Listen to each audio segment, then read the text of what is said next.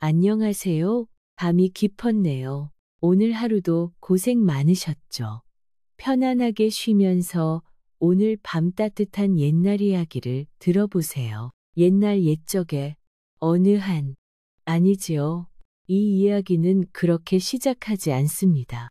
이 이야기는 차가운 눈밭 아래 깊이 묻혀 그저 한 줄기 온기만을 기다리던 씨앗과도 같은 이야기입니다. 수많은 보름달이 차고 기우는 것을 지켜본 이 늙은이가 오늘 밤 등잔불 아래서 붓을 들어 그 이야기를 적어 내려가 봅니다. 조선시대 지리산 깊은 골짜기 그마저도 마을에서 한참 떨어진 수벅 위에 한 여인이 살고 있었습니다. 사람들은 그 여인을 연이라 부르지 않았습니다. 그저 숲것 혹은 재수 없는 날에는 불길한 것이라 불렀지요. 연희의 집은 집이라기보다 억새와 짚을 아무렇게나 엮어 만든 움막에 가까웠습니다. 겨울이면 북풍이 집단 사이를 비집고 들어와 마치 산짐승이 울부짖는 듯한 소리를 냈습니다. 그럴 때면 연희는 방구석에 웅크리고 앉아 다해진 소못자락으로 무릎을 감쌌습니다. 그녀의 유일한 벗은 깜빡이는 등잔불과 처마 밑에 매달아 말리는 약초 다발에서 풍기는 쓴듯하면서도 향긋한 흙냄새뿐이었습니다. 그녀는 늘 왼쪽 옆구리를 감싸 안는 버릇이 있었습니다. 그곳에는 오래전 인간 사냥꾼의 화살에 맞아 생긴 흉터가 있었습니다. 아물었지만 비가 오거나 날이 굳으면 뼈마디까지 시큰거리는 영원히 아물지 않을 상처였습니다. 그 상처는 그녀가 인간이 아님을 그리고 완전한 여우도 될 수 없음을 상기시켰습니다. 수백 년을 살아온 구미호 소리. 하지만 그녀는 동족과는 달랐습니다. 짐승의 피를 갈구해야 할 본능 대신 그녀에게는 너무나도 인간적인 연민이라는 결함이 있었습니다. 동족들은 그런 그녀를 비웃으며 무리에서 내쫓아 인간들은 9개의 꼬리를 가진 요물이라며 그녀를 사냥했습니다. 그러던 어느 날 덫에 걸린 사냥꾼을 가엾게 여겨 풀어주다 되려 독화살을 맞았고 그 상처로 인해 그녀는 신통력의 대부분을 잃었습니다. 9개의 꼬리는 사라지고 짐승으로 변하는 능력도 잃어버린 채 그녀는 가장 약한 인간의 형상으로 이 깊은 산골에 갇혀버렸습니다. 이름 모를 풀들이 자라는 것을 수백 년 지켜보며 얻은 지식, 즉 아픈 것을 고치는 약초 지식이 그녀가 가진 전부였습니다. 그날도 연희는 새벽 이슬을 맞으며 캔 희귀한 버섯과 뿌리, 식물을 작은 바구니에 담았습니다. 며칠째 끼니를 걸러 속이 쓰렸지만 쌀 한 줌이 간절했습니다. 그녀는 바구니를 이고 마을 사람들이 자신을 어떻게 볼지 알면서도 흙먼지 날리는 마을 장터로 향했습니다. 장터는 오랜만에 활기로 시끌벅적했습니다. 소금 장수의 목청 좋은 소리, 아이들의 울음소리, 흥정하는 안악들의 날카로운 목소리가 뒤섞여 있었습니다. 온갖 짐승의 똥냄새와 떡을 찌는 구수한 김, 그리고 땀 냄새가 훅 끼쳤습니다. 연희가 장터 어귀에 발을 들여놓는 순간 마치 찬물을 끼얹은 듯 소란스러움이 잦아들었습니다. 왁자지껄하던 소리가 잦아들고 사람들의 시선이 따가운 햇살처럼 그녀의 해진 저고리에 꽂혔습니다. 수군거리는 소리가 귓가를 파고들었습니다. 저기, 숲것이 왔네. 아이고, 맙소사. 오늘 장사 다 망쳤구먼. 연희는 애써 그 소리들을 무시하며 쌀을 파는 가게 주인 앞에 섰습니다. 그녀는 조심스럽게 바구니를 내려놓고 그 안에 든 이슬을 머금은 싱싱한 버섯을 내밀었습니다. 어르신, 이것으로 쌀 한 줌만. 목소리가 가늘게 떨려 나왔습니다. 가게 주인은 마치 더러운 것을 본다는 듯 미간을 찌푸렸습니다. 그는 연희가 내민 바구니를 손으로 거칠게 쳐냈습니다. 에잇, 퇴썩 물러가지 못해. 내년이 만진 것을 누가 먹는단 말이냐. 이 불길한 것이. 바구니가 흙바닥에 나뒹굴었습니다. 정성껏 캔 버섯과 약초들이 먼지투성이 흙과 뒤섞였습니다. 연희의 눈동자가 크게 흔들렸습니다. 그녀는 차마 고개를 들지 못하고 흙바닥에 주저앉아 흩어진 약초를 주워 담기 시작했습니다. 바로 그때였습니다. 찰랑 찰랑 날카로운 노쇠 방울 소리가 장터의 공기를 갈랐습니다.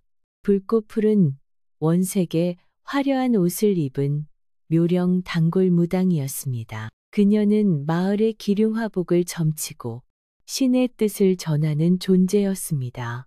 묘령은 연희를 똑바로 쳐다보지도 않은 채 손에 든 방울을 흔들며 목소리를 높였습니다. 어디서 퀴퀴한 냄새가 난다 했더니 짐승의 냄새가 코를 찌르는구나.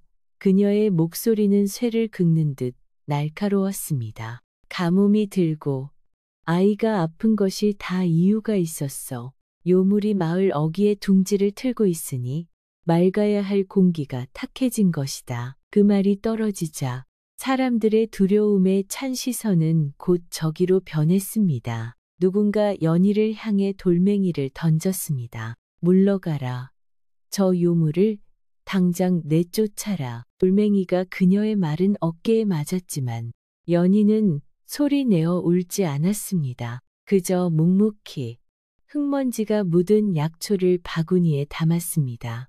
그녀의 손가락이 가늘게 떨리고 있었습니다.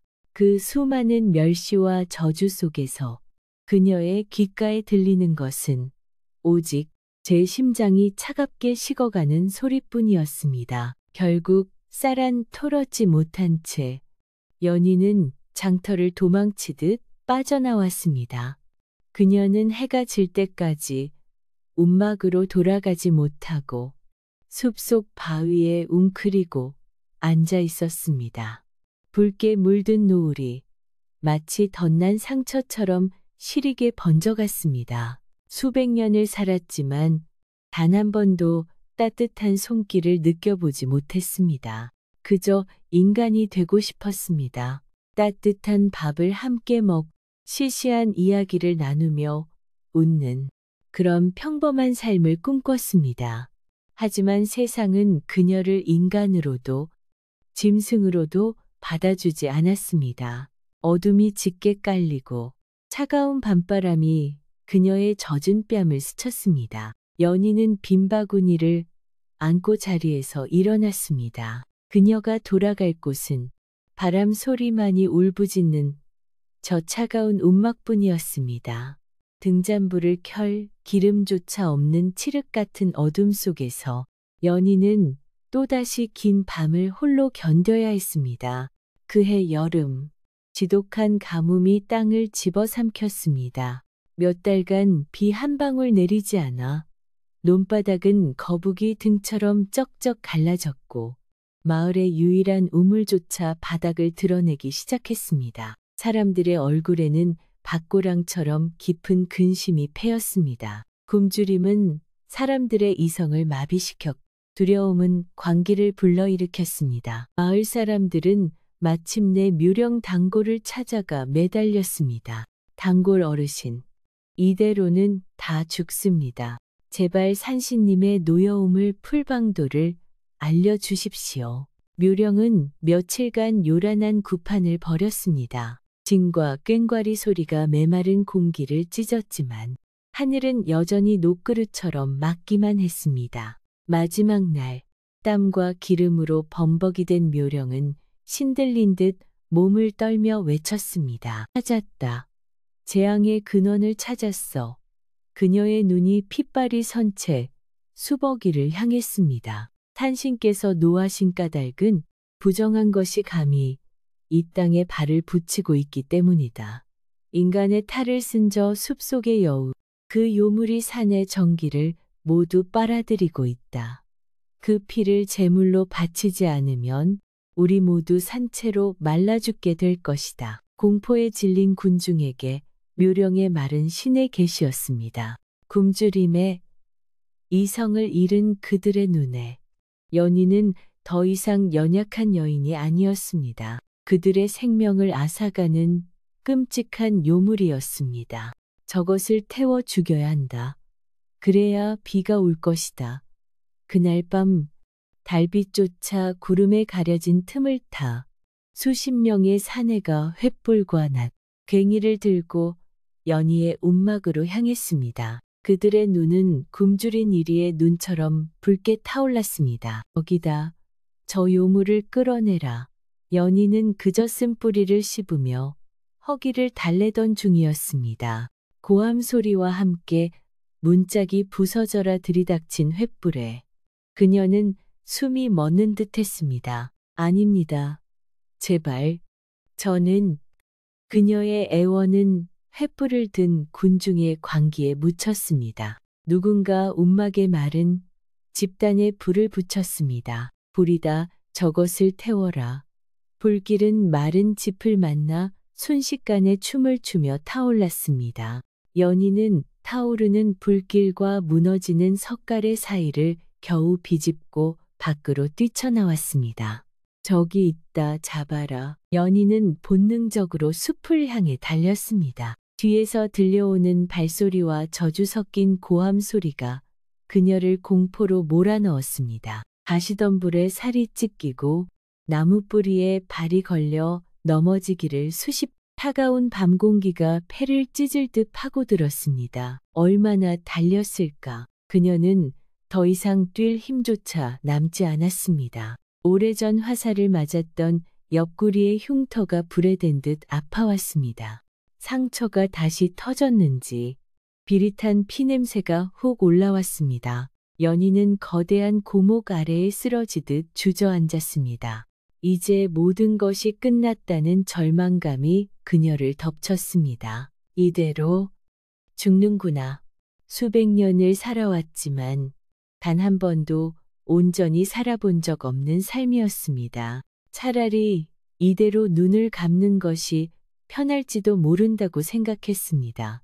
그녀는 차가운 나무 껍질에 이마를 기댄 채 희미해지는 의식을 붙잡으려 애썼습니다. 그때였습니다.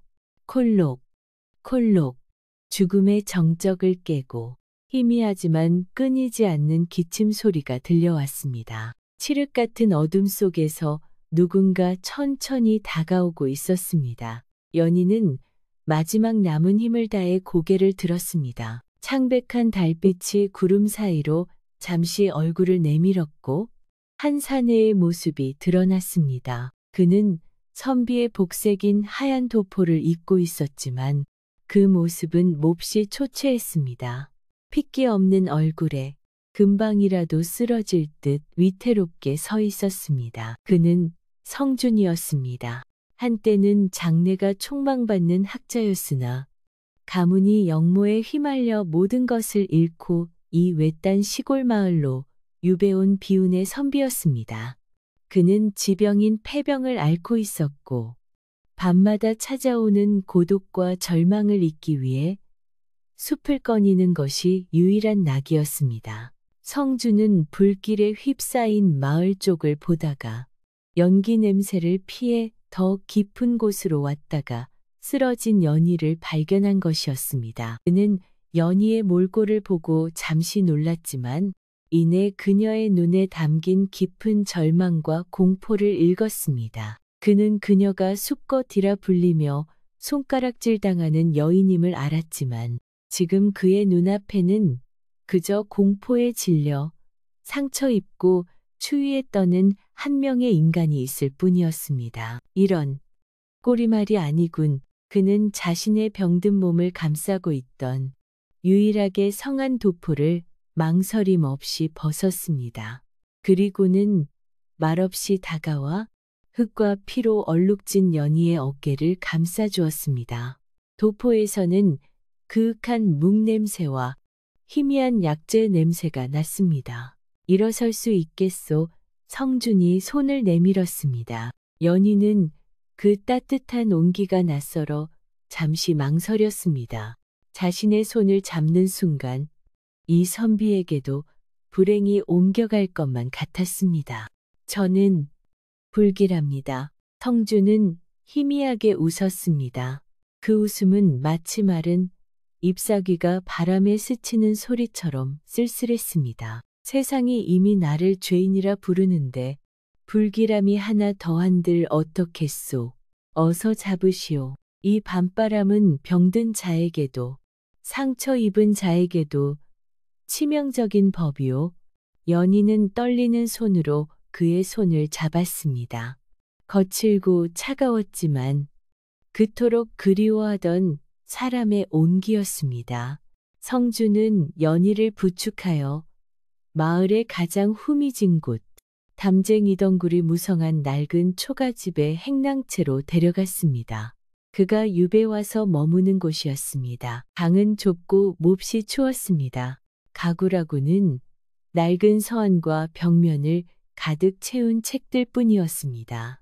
호롱불 하나가 방구석에서 위태롭게 깜빡이며 두 사람의 긴 그림자를 벽에 드리웠습니다. 성준은 아궁이에 불을 지필 장작조차 없는 듯 이불을 꺼내 연희에게 덮어주었습니다. 우선 이것이라도 드시오. 그가 내민 것은 식어 빠진 보리죽 한 그릇이었습니다. 자신의 저녁이었을 그것을 그는 망설임 없이 내어주었습니다. 연희는 말없이 죽그릇을 받아들었습니다. 따뜻한 기운이 뱃속으로 퍼지자 그제야 얼었던 눈물샘이 터졌습니다. 눈물이 뜨거운 주기로 뚝뚝 떨어졌습니다. 성준은 아무것도 묻지 않았습니다. 그저 묵묵히 자리에 앉아 낡은 책을 펼쳤습니다. 콜록, 콜록. 책장을 넘기는 소리와 그의 마른 기침 소리가 방안을 채웠습니다. 연희는 방구석에 웅크리고 앉아 그 모습을 바라보았습니다. 세상으로부터 버림받은 학자, 그리고 세상이 거부한 여인, 두 외로운 영혼이 위태로운 등잔불 아래서 서로의 상처를 묵묵히 비추고 있었습니다. 성준은 책을 읽다 말고 불현듯 연희를 바라보며 말했습니다. 울지 마시오. 울음은 가장 깊은 상처는 치유하지 못하더이다. 그날 밤 연희는 수백 년 만에 처음으로 안전하다고 느꼈습니다. 비록 춥고 낡은 방이었지만 그곳에는 자신을 요물이 아닌 사람으로 봐주는 이가 있었습니다. 밖에서는 여전히 사람들의 고함 소리가 희미하게 들려왔지만 이 작은 방 안에서 두 사람은 서로의 존재에 기댄 채 위태로운 하룻밤을 의지하기 시작했습니다. 성준의 행랑채에서 맞이한 며칠간의 평화는 위태로운 살얼음판 같았습니다. 연희는 성준이 글을 읽을 때 먹을 갈아주거나 땔감을 주어와 군부를 지피며 조용히 곁을 지켰습니다. 성준은 쇠약한 몸에도 불구하고 연희에게 글자를 가르치려 했었습니다. 그는 그녀의 과거를 묻지 않았고 그녀 또한 자신의 비밀을 말하지 않았습니다. 하지만 성준의 병세는 날이 갈수록 깊어지고 있었습니다. 콜록, 콜록. 헉밤이 되면 그의 기침 소리는 더욱 거칠어졌습니다. 마른 기침은 이내 흉측한 소리를 내며 폐부 깊은 곳에서부터 터져나왔. 급기야 그는 각혈을 하기 시작했습니다. 하얀 손수건 위로 붉게 번지는 선혈은 죽음의 그림자처럼 짙었습니다. 마을의 늙은 의원이 불려왔습니다. 그는 앙상하게 마른 성준의 손목을 짚어보고는 고개를 가로저었습니다. 이것은 노역이오. 폐가 이미 좀 먹힐 대로 좀 먹혔소. 마음의 준비를 하시는 게 좋겠소. 의원은 침통한 표정으로 약재 몇 봉지를 내려놓고는 도망치듯 방을 나갔습니다.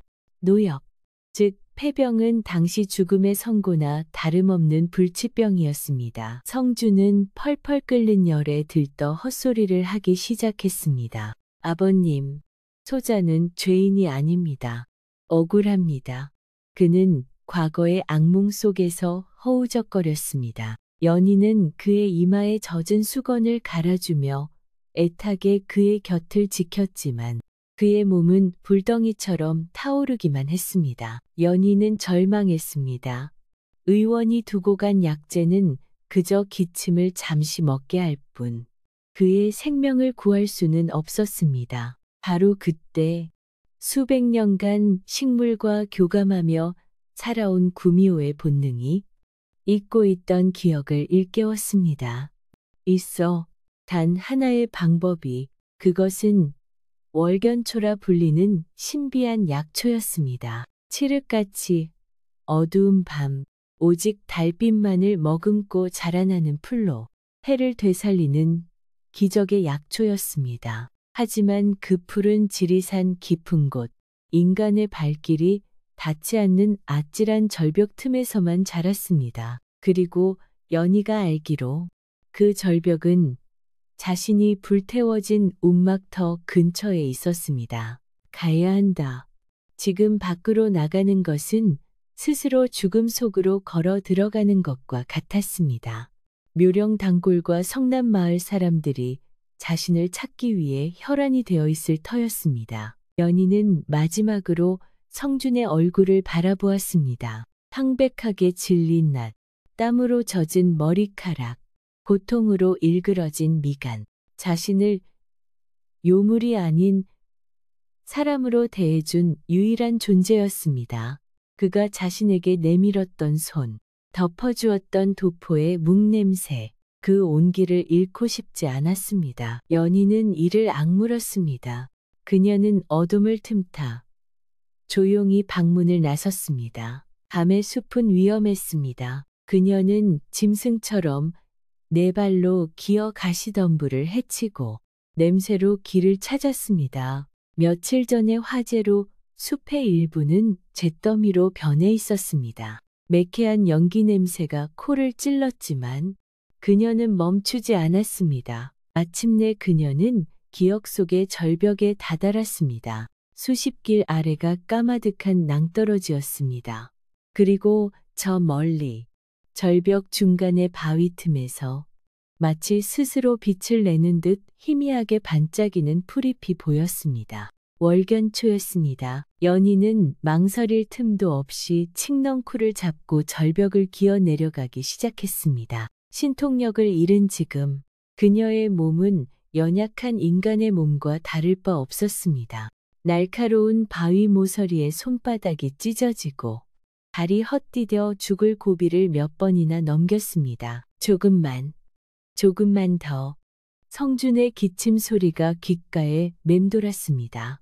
마침내 그녀의 손끝에 월견초의 서늘한 잎사귀가 닿았습니다. 그녀는 안도의 한숨을 내쉬며 뿌리째 그것을 뽑아 품에 안았습니다. 다시 성준의 방으로 돌아왔을 때 그녀는 온몸이 상처투성이었습니다.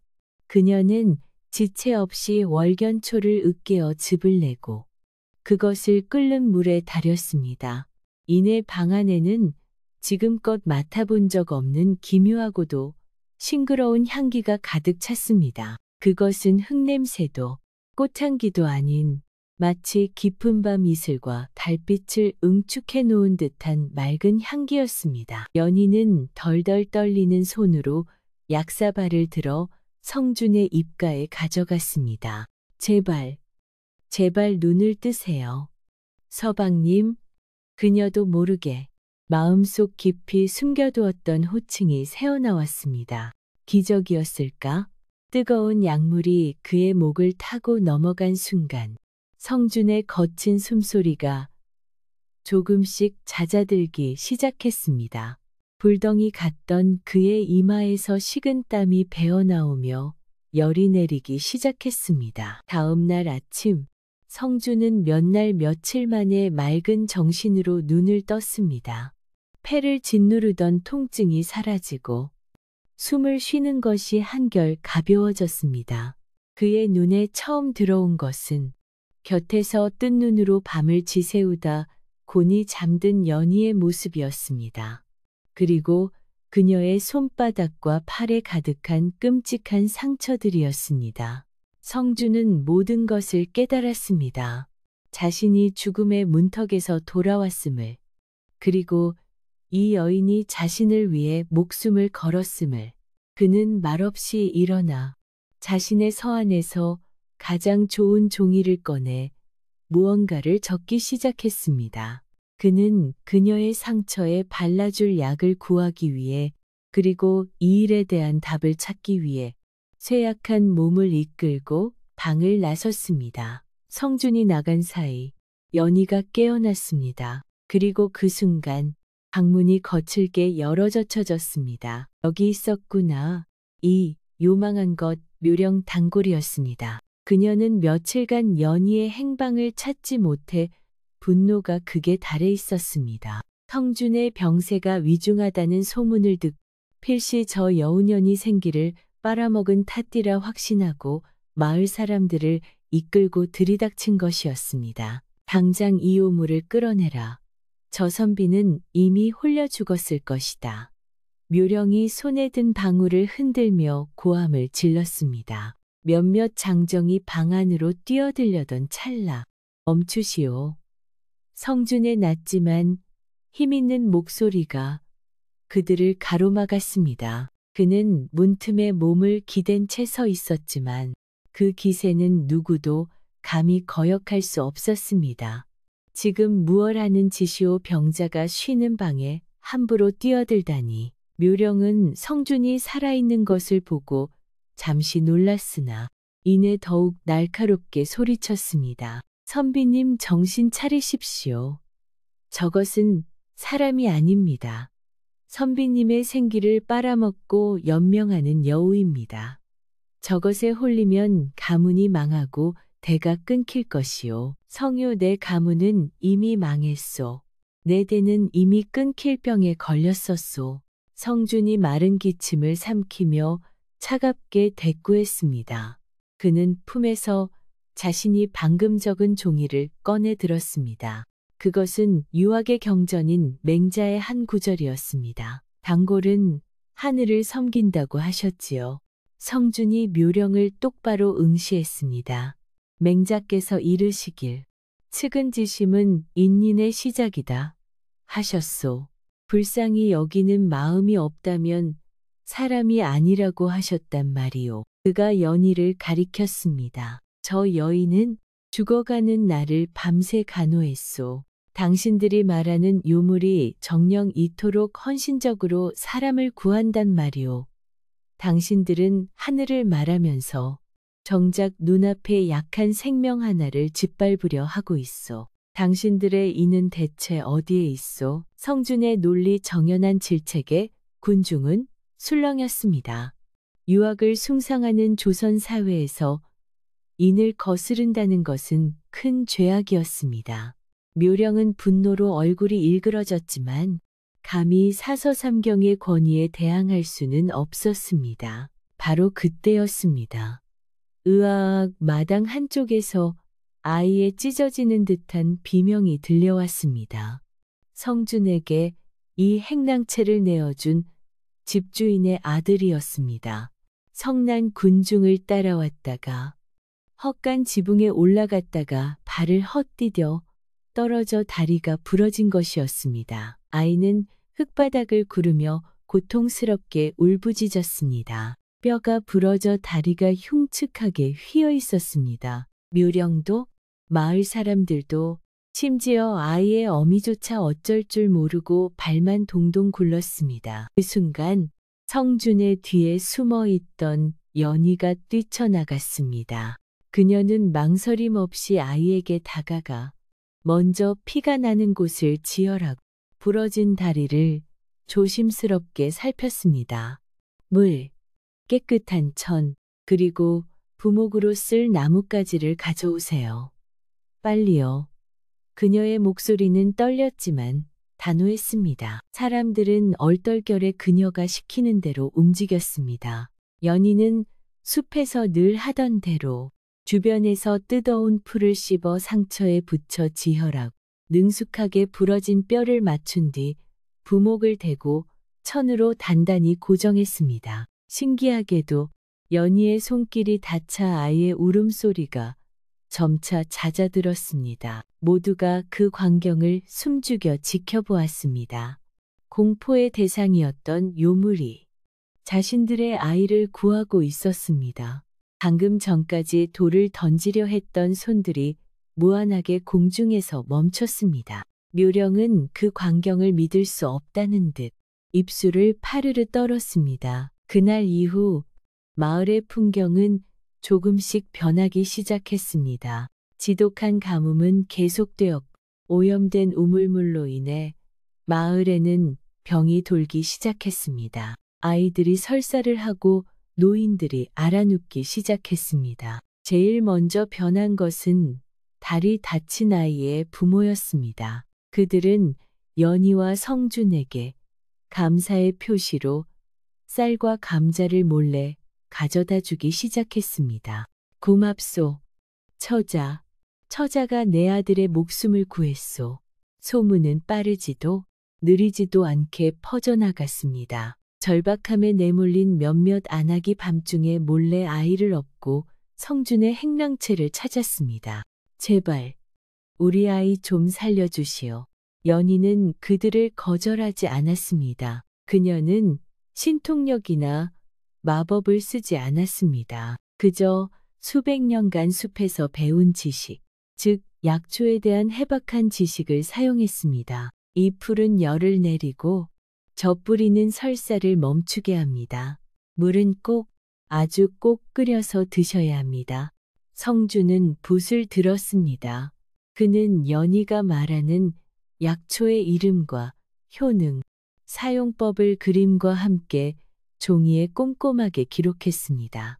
그리고는 병든 자를 돌보는 법과 위생의 중요성을 마을 사람들에게 쉬운 말로 풀어서 설명했습니다. 성준의 좁고 추웠던 행랑채는 어느새 마을의 병원이자 희망의 중심지가 되었습니다. 사람들은 더 이상 연희를 수껏이나 요물이라 부르지 않았습니다. 그들은 그녀를 연희 약사라 불렀습니다. 성준 역시 죄인 선비가 아닌 성준 학사로 불리며 존경을 받기 시작했습니다. 두려움과 멸시가 있던 자리에 따뜻한 밥과 감자, 그리고 서투른 감사의 인사가 채워졌습니다. 연희는 태어나 처음으로 사람들 속에 섞여 있다는 충만함을 느꼈습니다. 성준은 꺾였던 붓을 다시 잡고 백성을 위한 글을 쓰기 시작했습니다. 비록 가뭄은 끝나지 않았지만 두 사람의 마음 속에는 이미 새로운 희망의 싹이 자라나고 있었습니다. 마을 사람들의 마음이 연희와 성준에게로 향하자 묘령 단골의 위신은 땅에 떨어졌습니다. 신의 목소리를 대변한다던 그녀의 말은 이제 아무도 귀담아 듣지 않았습니다. 구판을 버려도 찾아오는 이 하나 없었고 그녀의 방울 소리는 공허한 쇳소리로만 남았습니다. 분노와 모멸감에 휩싸인 묘령은 이 모든 것을 연희 탓으로 돌렸습니다. 저 요망한 여우년, 감히 나의 자리를 빼앗아 반드시 그 꼬리를 잡고야 말겠다. 그녀의 눈에는 이성 대신 광기 어린 집착만이 남았습니다. 묘령은 연희가 약초를 캐기 위해 매일같이 오르내리는 숲길을 눈여겨보았습니다. 그리고는 며칠 밤낮을 꼬박 세워 대장간에서 몰래 구해온 곰 잡는 거대한 쇠덫을 그 길목에 설치했습니다. 더 뒤에는 낙엽과 흙을 덮어 교묘하게 위장했습니다. 내년이 아무리 사람 행세를 해도 짐승은 짐승, 반드시 이 덫에 걸릴 것이다. 그녀는 덫을 설치하고 만족스러운 듯 음산하게 웃으며 어둠 속으로 사라졌습니다. 그날 밤이었습니다. 쿠르르릉, 쾅 몇 달 만에 처음으로 메마른 하늘을 찢는 듯한 천둥 소리가 울렸습니다. 그리고 기다렸다는 듯 장대비가 쏟아지기 시작했습니다. 비였습니다. 모두가 그토록 애타게 기다리던 비였습니다. 마을 사람들은 집 밖으로 뛰쳐나와 함성을 질렀습니다. 빗물은 거북등처럼 갈라진 논바닥을 적시고 타들어가던 작물들을 어루만졌습니다. 지독했던 가뭄이 드디어 끝나는 순간이었습니다. 하지만 묘령은 기쁘지 않았습니다. 비가 오자 그녀는 자신이 설치한 덫이 걱정되기 시작했습니다. 비에 흙이 씻겨 내려가 덫이 드러나면 어떡하지? 연희가 아니라 다른 마을 사람이라도 걸리면 그녀는 비난받을 것이 두려워 쏟아지는 비를 뚫고 허둥지둥 숲길로 뛰어갔습니다. 젠장비는 그녀의 저주처럼 억수같이 쏟아졌습니다. 숲길은 순식간에 진흙탕으로 변해 몹시 미끄러웠습니다. 묘령은 덫을 설치한 장소로 서둘러 달려갔습니다. 바로 그 순간 발밑에서 철컥하는 뼈가 부서지는 듯한 끔찍한 쇳소리가 울려 퍼졌습니다. 자신이 놓은 덫이었습니다. 빗물에 씻긴 흙더미 아래 숨어있던 쇠덫이 그것을 설치한 주인의 발목을 정확하게 물어버린 것이었습니다. 날카로운 쇠이빨이 그녀의 살과 뼈를 파고들었습니다. 고통은 이루 말할 수 없었고 비명소리는 억센 빗소리에 묻혀 멀리 퍼져나가지 못했습니다. 묘령은 진흙탕 속에서 발버둥 쳤습니다. 살려주시오. 하지만 빗속에서 그녀의 목소리를 들어줄 사람은 아무도 없었습니다. 마을 사람들은 모두 가뭄이 끝난 기쁨에 취해 있었습니다. 그녀는 자신이 퍼부었던 저주와 증오가 만들어낸 쇠덫에 갇혀 빗속에서 홀로 고통과 절망에 몸부림쳐야 했습니다. 타인을 향한 악의는 결국 가장 끔찍한 방식으로 그녀 자신에게 돌아왔습니다. 세월은 강물처럼 흘러갔습니다. 몇 번의 봄이 지나고 마을은 몰라보게 달라졌습니다. 흉흉했던 기운은 사라지고 풍요와 생기가 넘쳤습니다. 가뭄이 끝난 후 성주는 자신의 학식을 총동원하여 마을 사람들에게 새로운 농사기술과 수로를 정비하는 법을 가르쳤습니다. 연희는 병든 이들을 돌볼 뿐만 아니라 땅의 기운을 돋우는 약초와 곡식을 함께 심는 법을 알려주었습니다. 연희의 약초와 성준의 지혜가 더해지자 척박했던 땅은 해마다 황금빛으로 물드는 옥토가 되었습니다. 마을 사람들은 자신들을 구한 두 사람을 위해 십시일반 힘을 모았습니다. 그리고 자신들의 진심을 담아 성준 학사의 억울함을 호소하는 상소문을 작성했습니다. 마을 원로에서부터 글자 모르는 안하까지 모든 이가 그 상소문에 기꺼이 서명하고 손도장을 찍었습니다. 그들의 진심은 하늘에 닿았습니다. 한양으로 올라간 상소문은 마침내 임금의 귀에 들어갔고 제조사 끝에 성준의 가문은 억울한 누명을 벗게 되었습니다. 성준은 죄인의 신분을 벗고 복권되었으며 조정에서는 그에게 다시 벼슬을 내렸습니다. 하지만 성준은 한양으로 돌아가지 않았습니다. 저의 학문은 이제 책 속에 있지 않고 이 땅과 백성들 속에 있습니다. 저의 자리는 이곳입니다. 그는 자신의 모든 것을 바쳐 이 마을을 그리고 연희를 지키기로 결심했습니다. 연희 또한 변했습니다. 성준을 향한 진실한 사랑 그리고 마을 사람들과 나눈 따뜻한 정은 그녀의 내면을 바꾸어 놓았습니다. 더 이상 인간의 간을 탐할 필요가 없어진 구미호의 본능은 봄눈 녹듯 사라졌습니다. 비가 오거나 궂은 날이면 그녀를 괴롭히던 옆구리에 오래된 흉터. 어느 날 문득 만져본 그곳은 상처의 흔적조차 없이 매끈한 새살이 돋아나 있었습니다. 그녀는 더 이상 9개의 꼬리를 숨긴 구미호 소리가 아니었습니다. 그녀는 한 사내의 지엄이이자 마을의 어진 약사인 온전한 인간 연희가 되었습니다.